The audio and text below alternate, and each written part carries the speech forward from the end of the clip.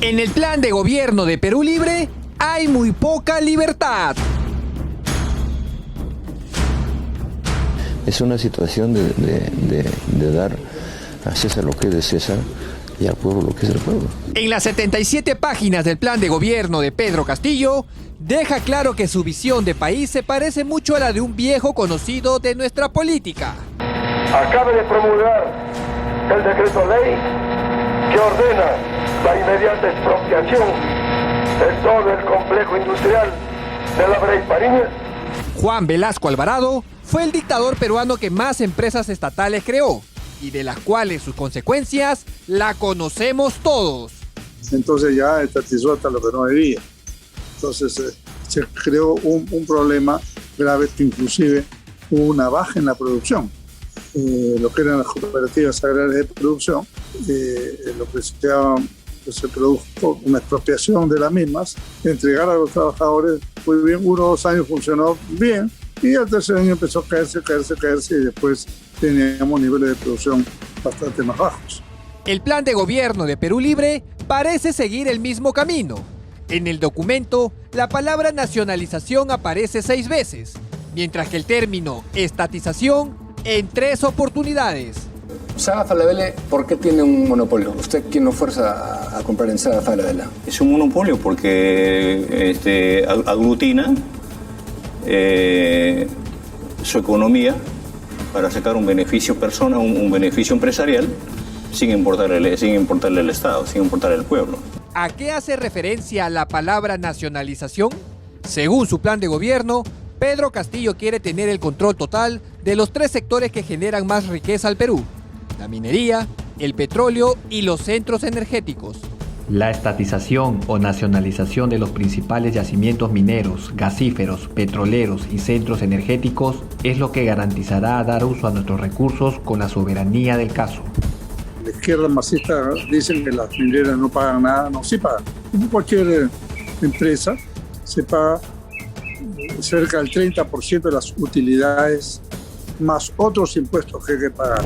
Por ejemplo, Perú Libre busca que los principales yacimientos de la gran y mediana minería, como Yanacocha, Antamina, Toromocho, Marcona, Quellaveco, entre otros, pasen a ser administrados por los gobiernos regionales, los mismos que han demostrado ineficiencia en la administración del dinero que deja la minería, como lo recordamos en el programa ayer. Mucha gente cree que el canon no llega. El problema no es que no llegue, el problema es que está muy mal administrado. Hace falta de capacidad en gestión. Segundo, el estatismo. El estatismo y la economía centralizada, dirigida por el Estado, creo que no funciona apropiadamente. Esto ya lo hemos vivido en la etapa de Velasco, así que creo que esa historia no debe repetirse. Además, según el plan de gobierno de Pedro Castillo, también se propone que el gas, los pozos petroleros, las refinerías y las centrales hidroeléctricas pasen a manos del Estado. En todas estas empresas explotadoras de recursos materiales y humanos, somos los peruanos quienes hacemos el trabajo más duro y difícil, por lo que la presencia de los extranjeros no es imprescindible para que la misma funcione. En el plan de gobierno también se encuentra la palabra estatización 3 veces, en referencia a las ganancias que debería recibir el Estado de las empresas.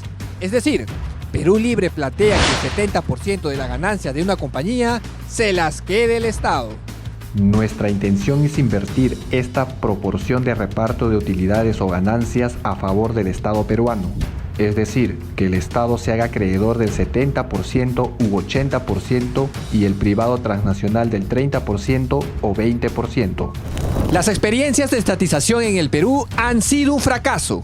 Por ejemplo, el país tenía como línea bandera a Aeroperú, al supermercado Superepsa, al Banco Central Hipotecario, Centromin Perú, el Banco de Materiales y Ecasa Perú, las cuales fueron estatizadas y luego quebraron.